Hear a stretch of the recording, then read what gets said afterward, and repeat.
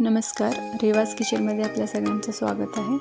तर आज आपण बनवणार आहे जवसाची चटणी. जवसाची चटणी ही पौष्टिक, चविष्ट आणि आरोग्यासाठी फायदेशीर असते. जवसामध्ये ओमेगा 3, फायबर आणि प्रोटीन भरपूर प्रमाणात असते. कढईत जवस मंद आचेवरती भाजून घ्या.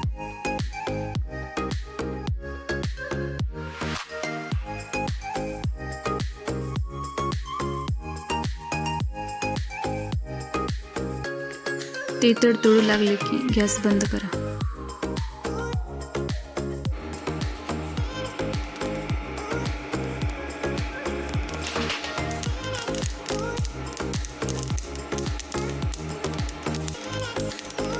जवस थंड झाल्यावरती मिक्सरच्या भांड्यामध्ये जवस,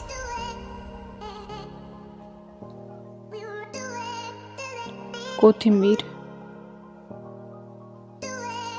कढीपत्ता, वाळलेलं खोबरं,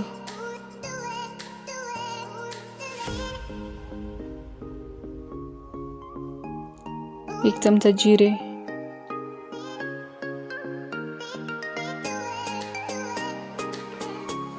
मीठ, लाल तिखट,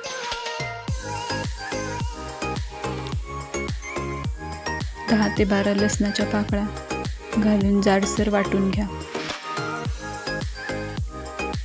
चविष्ट जवसाची चटणी तयार. भाकरी, पोळी किंवा भाताबरोबर खाऊ शकता. वरून थोडे तूप घातल्यास चव अधिक छान लागते.